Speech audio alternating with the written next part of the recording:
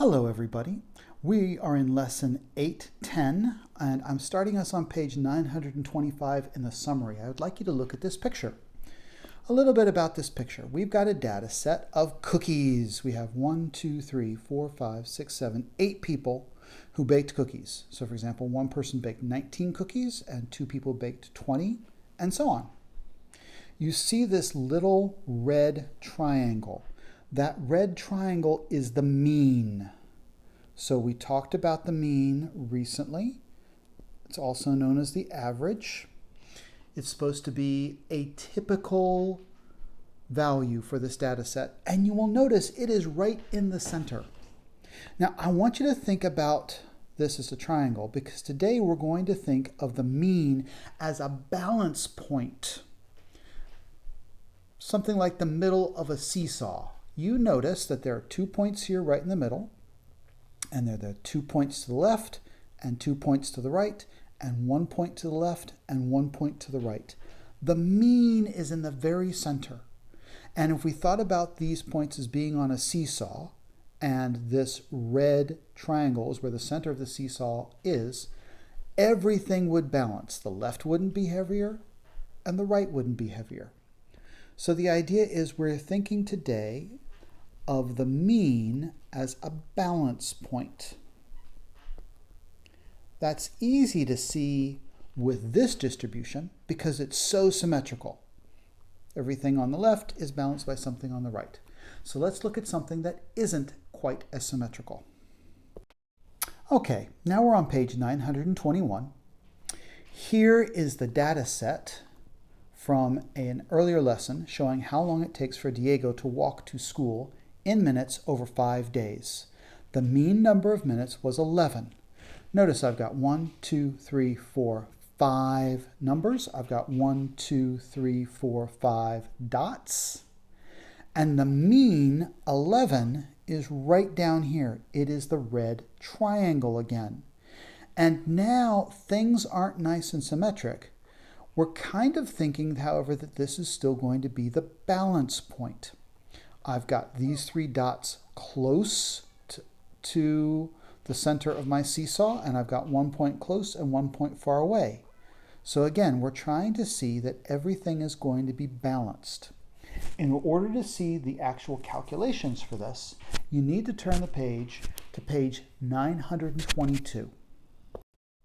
On page 922, it talks about the fact that we can see the mean as a measure of center that balances the points in a data set.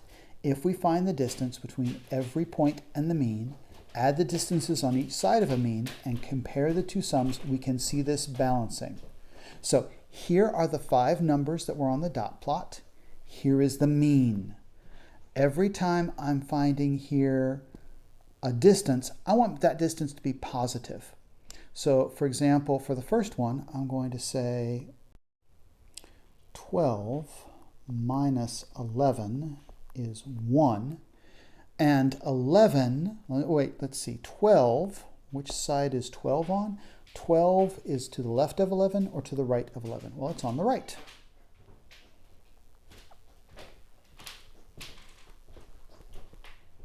And if I keep on doing that for the next one, what I'm going to do is find the distance from 11. That's 7. So 11 minus 7 is 4.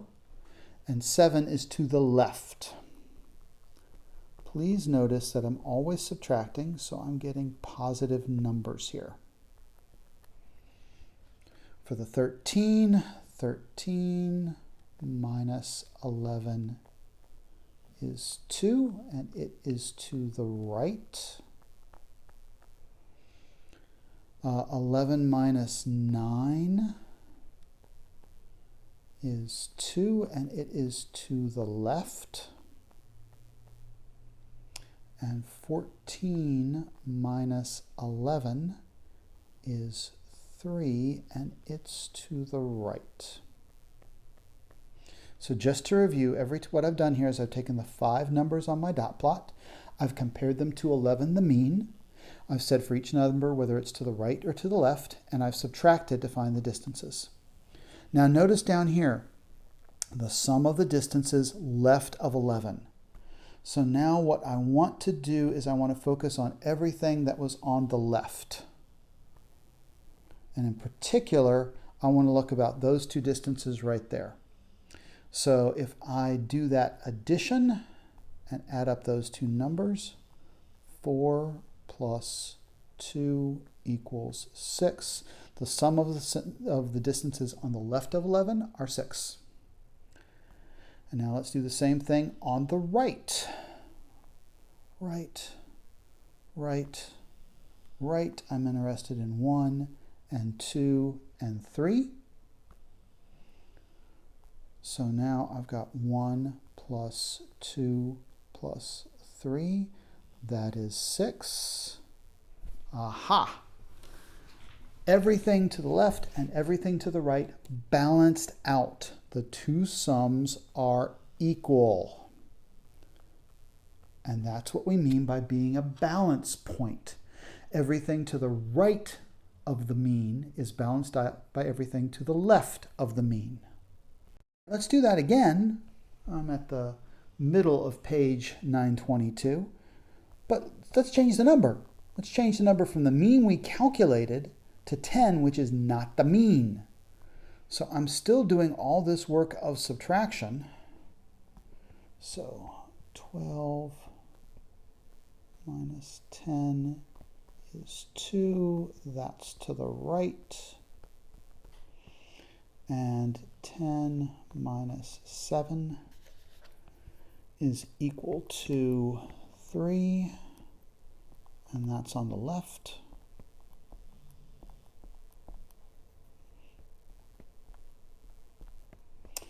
And 13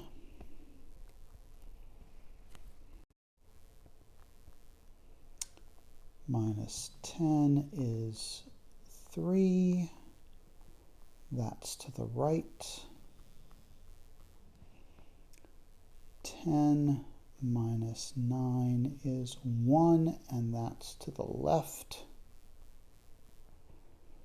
And 14 minus 10 is 4, and that's to the right. Now if we do the same thing we did before, if we highlight everything that's to the left, there's left, there's left, I'm interested in 1 and 3, then I can add those up. 1 plus 3 equals 4. The sum of the distances to the left of 10 is 4. And now, if I highlight what's on the right, I'm talking about the numbers 2 and 3 and 4. 2 plus 3 plus 4 is 9. Hey, these two sums are not equal. And that's because we didn't use 11, which is the mean. We used 10. If we tried to put on our picture our red triangle at 10, we would not have a balanced seesaw. The stuff on the right would be heavier than the stuff on the left. So again, what I'm emphasizing today is the mean as a balance point, that these two sums ought to be equal. It's now time for you to get some practice and do some problems on the Google form just like this one.